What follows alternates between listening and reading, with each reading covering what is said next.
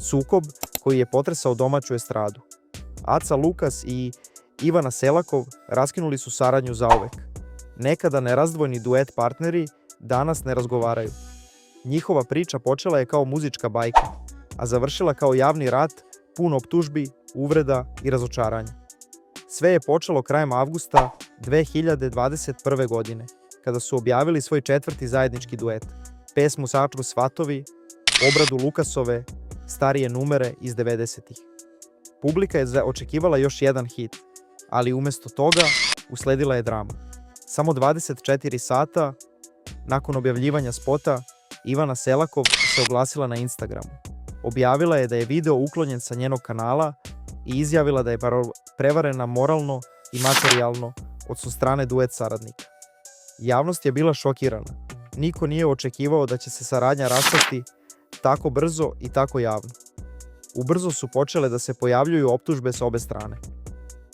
Lukasov menadžer, Saša Mirković, tvrdio je da Ivana nije ispoštovala financijski dogovor.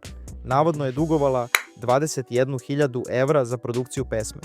S druge strane, Ivana i njen suprug su tvrdili da su oni uložili novac, trud i emociju i da su prevareni. Mediji su brujali. Sukob je eskalirao u javnosti, a obe strane su iznosile teške reči. Aca Lukas je u intervjuima koristio oštre izraze i psovke na račun Ivane, nazivajući je bivšim pratećim vokalom, koji bez njega ne bi imao ni za hleb.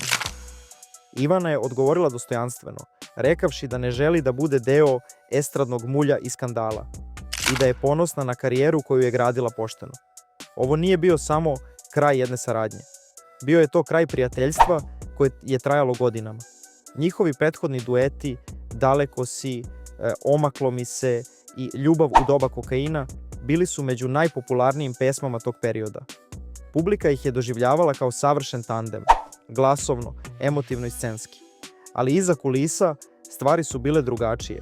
Ivana je kasnije priznala da je bilo još incidenata, da su se pesme pevale bez dozvole i da je sve to ostavilo gorak ukus.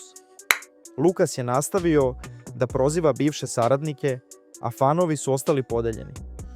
Tužbe su bile najavljene, ali nikada nije potvrđeno da su zaista pokrenute.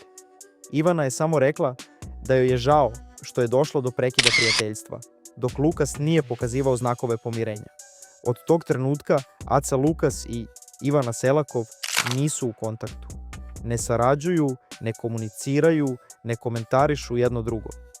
Njihova zajednička pesma Daleko si čak je uklonjena sa platformi kao da se briše trag jedne epohe.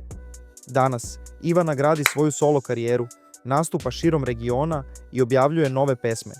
Lukas nastavlja svojim putem, ali senka prošlosti ih i dalje prati. Njihova priča ostaje kao podsjetnik da estradna scena nije samo glamur, već i borba, razočaranje i ponekad kraj bez oproštaja. Ovo nije bio običan sukob.